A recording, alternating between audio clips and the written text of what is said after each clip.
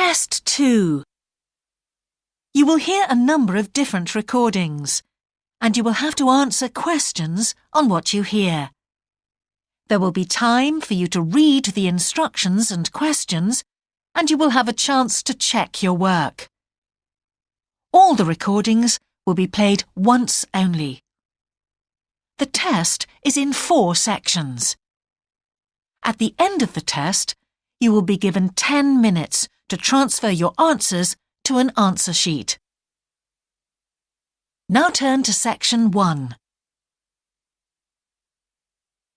Section 1. You will hear a student talking to the student accommodation officer at a college. First, you have some time to look at questions 1 to 5.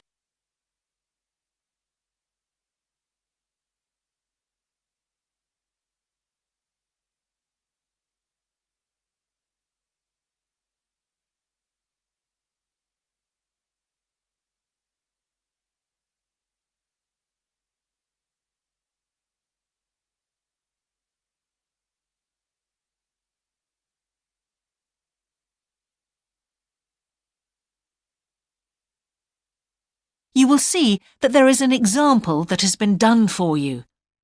On this occasion only, the conversation relating to this will be played first. Good morning. Can I help you? Yes, I've just been accepted on a course at the university and I'd like to try and arrange accommodation in the hall of residence. Yes, certainly. Please sit down. What I'll do is fill in a form with you to find out a little more about your preferences and so forth. Thank you. The student wishes to arrange accommodation in a hall of residence, so hall has been written in the space. Now we shall begin. You should answer the questions as you listen, because you will not hear the recording a second time. Listen carefully and answer questions 1 to 5. Good morning. Can I help you? Yes, I've just been accepted on a course at the university and I'd like to try and arrange accommodation in the hall of residence. Yes, certainly. Please sit down. What I'll do is fill in a form with you to find out a little more about your preferences and so forth. Thank you. So, first of all, can I take your name? It's Anu Bhatt. Could you spell your name, please? Yes, ANUBHATT. Thanks. And could I ask your date of birth? The 31st of March, 1972. Thank you. And where are you from? India. Oh, right. And what will you be studying? I'm doing a course in nursing. Right, thank you. And how long would you want to stay in hall, do you think? Well, it'll take 3 years, but I'd only like to stay in hall for 2. I'd like to think about living outside for the 3rd year. Fine. And what did you have in mind for catering? Do you want to cook for yourself or have all your meals provided? That's full board. Is there something in between? Yes, you can just have evening meal provided, which is half board. That's what I'd prefer.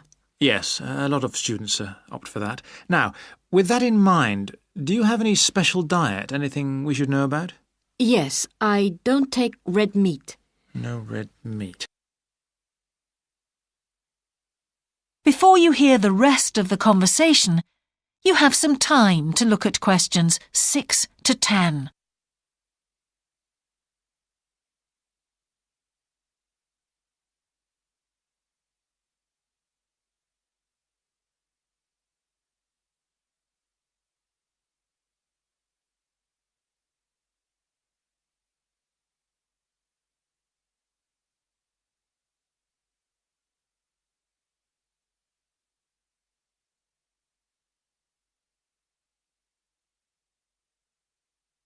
Now listen and answer questions 6 to 10. Now, thinking about the room itself, we have a number of options. You can have a single study bedroom or you can have a shared one. These are both what we call simple rooms.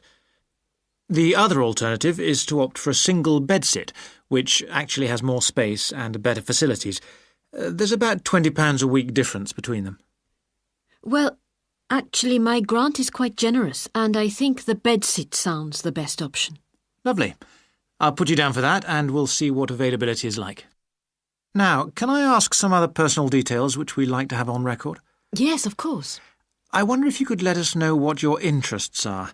This might help us get a closer match for placing you in a particular hall.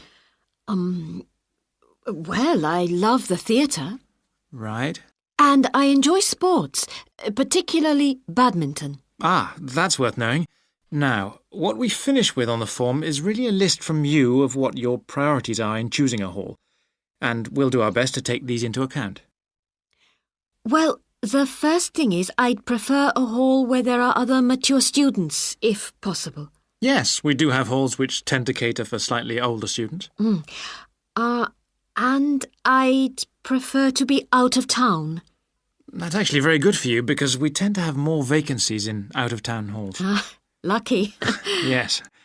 Anything else? Well, I would like somewhere with a shared area, a TV room, for example, or something like that. It's a good way to socialise. It certainly is. That's it. Now, we just need a contact telephone number for you. Oh, sure, I'll just find it. It's 667549. Great. So we'll be in contact with you as soon as possible.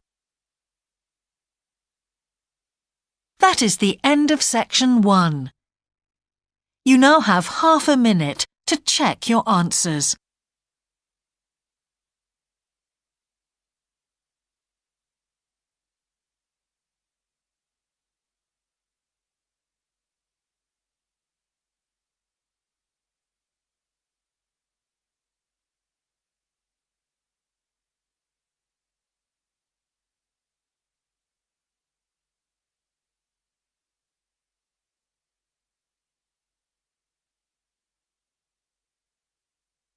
Now turn to section 2.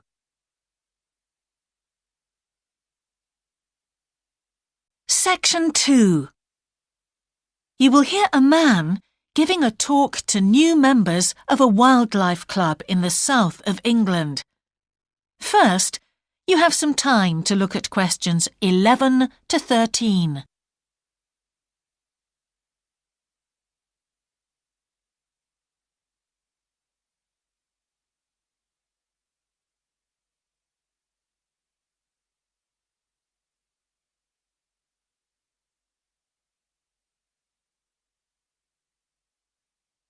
Now listen carefully and answer questions 11 to 13.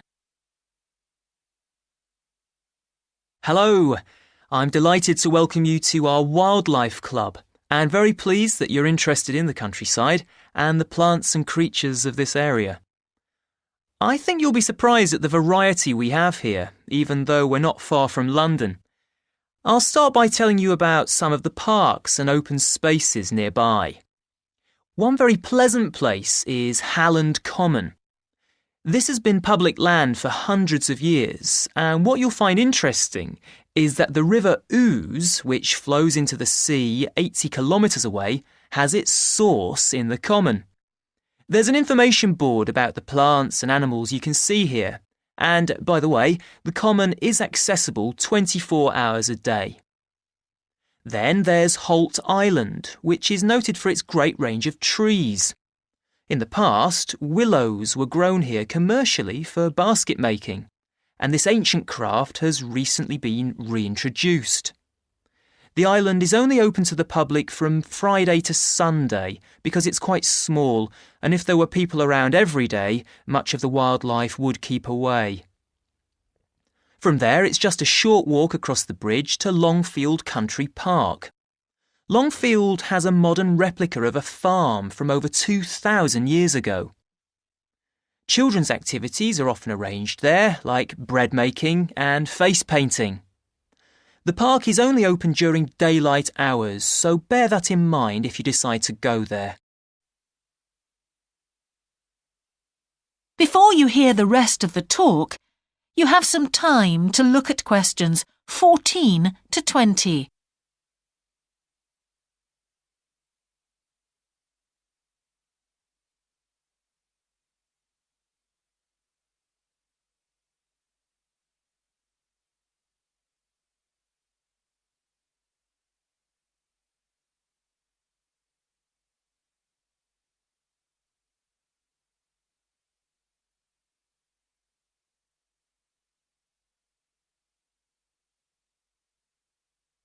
Now listen and answer questions 14 to 20. Longfield Park has a programme of activities throughout the year, and to give you a sample, this is what's happening in the next few days. On Monday, you can learn about herbs and how they've been used over the centuries. You'll start with a tour of our herb garden, practice the technique of using them as colour dyes for cloth, and listen to an illustrated talk about their use in cooking and medicine. Then on Wednesday, you can join local experts to discover the variety of insects and birds that appear in the evening. We keep to a small number of people in the group, so if you want to go, you'll need to phone the park ranger a few days ahead. There's a small charge which you should pay when you turn up. I'm sure you're all keen to help with the practical task of looking after the park, so on Saturday you can join a working party.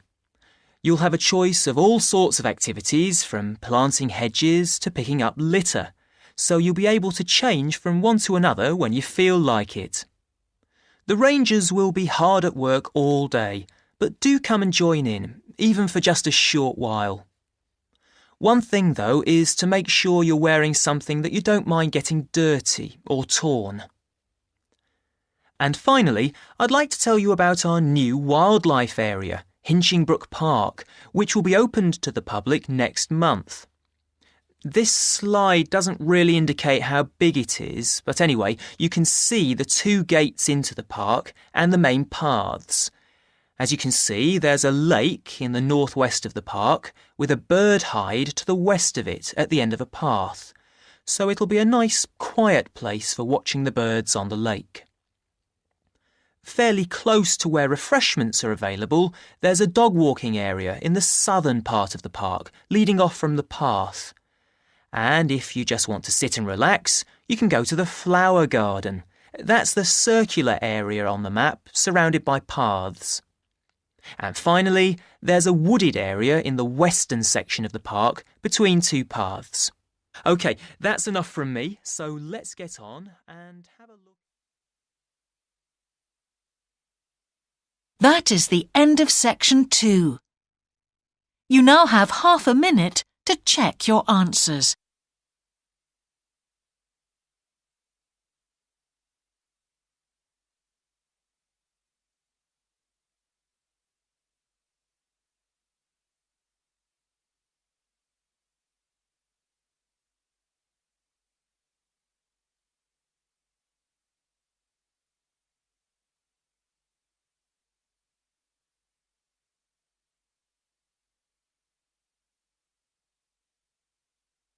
Now turn to section 3.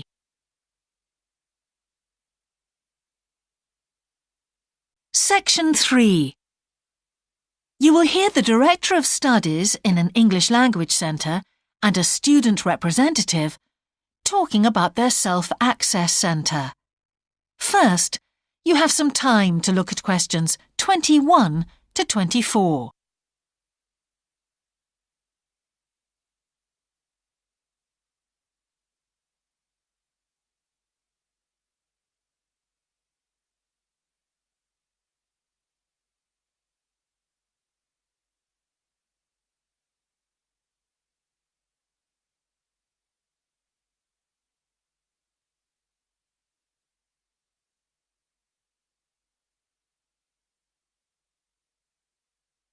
Now listen carefully and answer questions 21 to 24. Hi, Yun. As you know, I've asked you here today to discuss the future of our Self-Access Centre. We have to decide what we want to do about this very important resource for our English language students. So, can you tell me what the students think about this? Well, from the students' point of view, we would like to keep it. The majority of students say that they enjoy using it because it provides a variation on the classroom routine, and they see it as a pretty major component of their course. But we would like to see some improvements to the equipment, particularly the computers.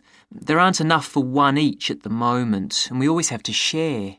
Well, yes, The teachers agree that it is a very valuable resource, but one thing we have noticed is that a lot of the students are using it to check their personal emails.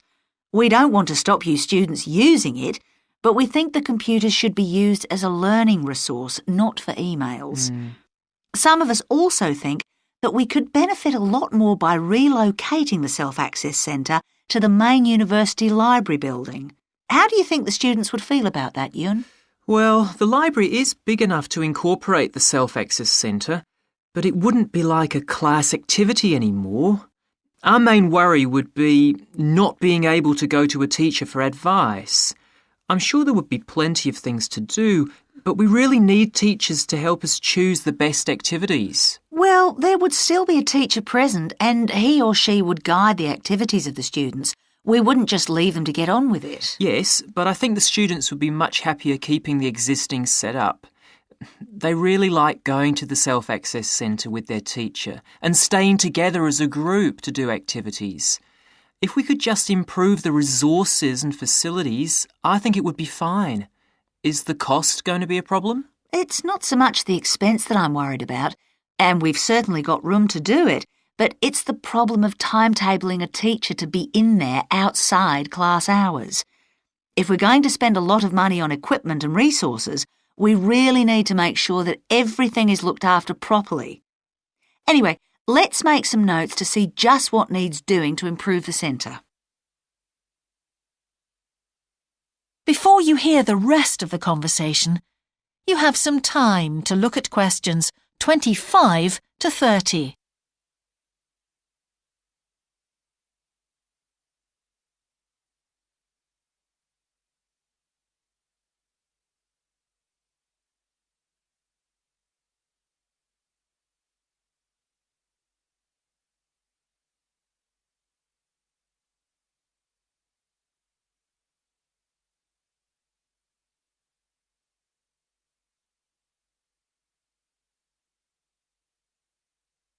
Now listen and answer questions 25 to 30. Now, what about the computers? I think it might be a good idea to install some new models. They would take up a lot less room, and so that would increase the workspace for textbooks and so on. That would be great. It is a bit cramped in there at times. What about other resources? Do you have a list of things that the students would like to see improved? Yes, one of the comments that students frequently make is that they find it difficult to find materials that are appropriate for their level, especially reading resources. So I think we need to label them more clearly. Well, that's easy enough. We can get that organised very quickly. In fact, I think we should review all of the study resources as some of them are looking a bit out of date. Definitely. The CD section especially needs to be more current. I think we should get some of the ones that go with our latest course books and also make multiple copies. Good. Now, I was also thinking about some different materials that we haven't got in there at all. What do you think of the idea of introducing some workbooks? If we break them up into separate pages and laminate them, they'd be a great resource. The students could study the main course book in class and then do follow-up practice in the Self-Access Centre. That sounds good. OK, now finally we need to think about how the room is used. I'll have to talk to the teachers and make sure we can all reach some agreement on a timetable to supervise the centre after class. But we also need to think about security too, especially if we're going to invest in some new equipment. What about putting in an alarm? Good idea. The other thing I'd like to do is talk to our technicians and see whether we could somehow limit the access to email. I really don't want to see that resource misused. What about if we agree to only use it before and after class? Yes, that would be fine. OK, anyway, that's great for now. We'll discuss it further when we've managed to sort. That is the end of section 3. You now have half a minute to check your answers.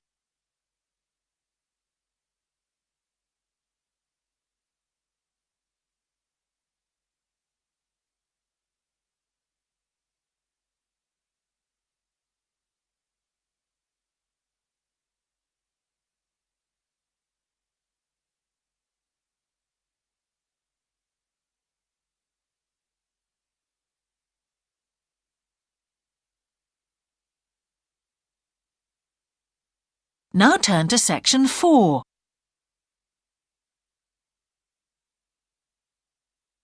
Section 4.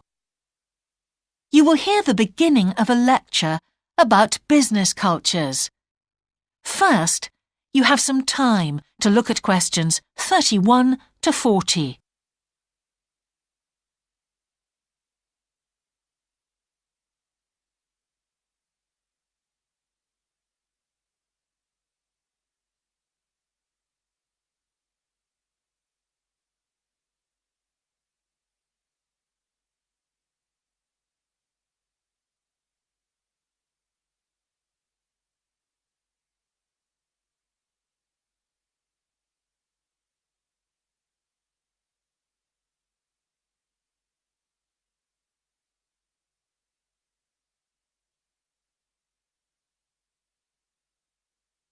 Now listen carefully and answer questions 31 to 40.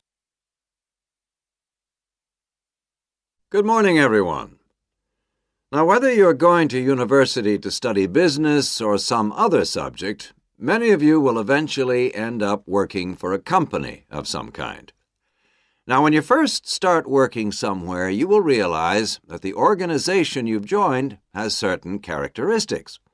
And we often refer to these social characteristics as the culture of the organization. This includes its unwritten ideas, beliefs, values, and things like that. One well-known writer has classified company cultures by identifying 4 major types.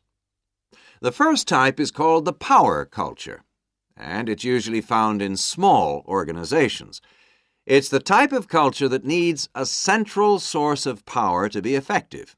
And because control is in the hands of just 1 or 2 people, there aren't many rules or procedures.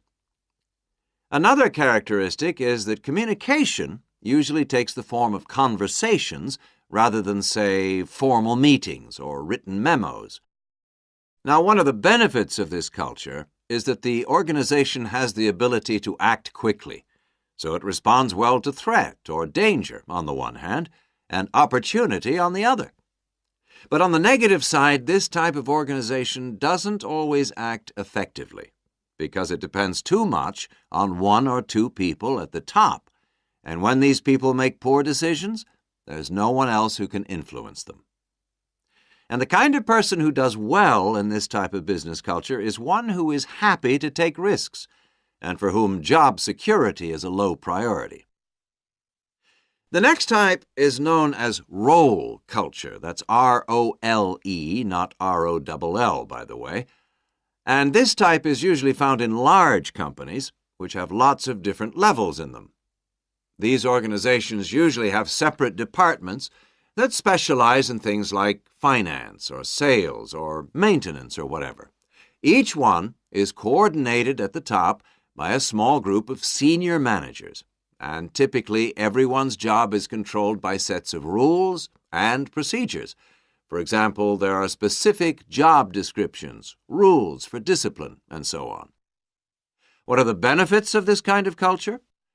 Well, firstly, because it's found in large organizations, its fixed costs, or overheads as they're known, are low in relation to its output or what it produces. In other words, it can achieve economies of scale. And secondly, it is particularly successful in business markets where technical expertise is important. On the other hand, this culture is often very slow to recognize the need for change, and even slower to react. What kind of person does this type of culture suit?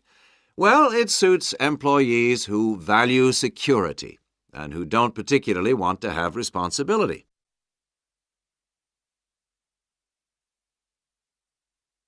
Moving on now to task cultures. This type is found in organizations that are project-oriented.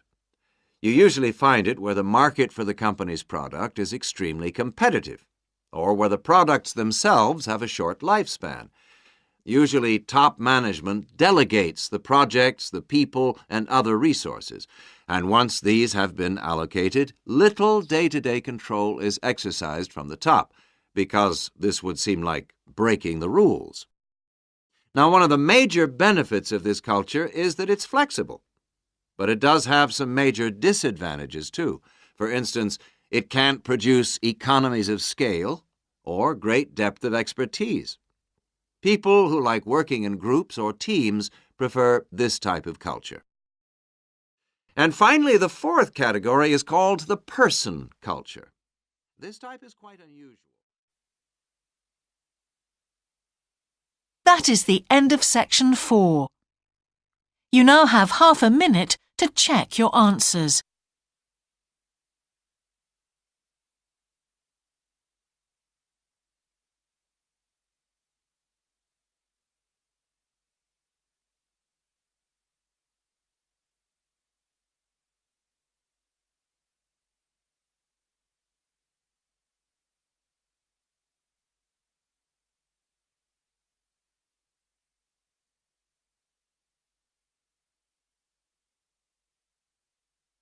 That is the end of the listening test.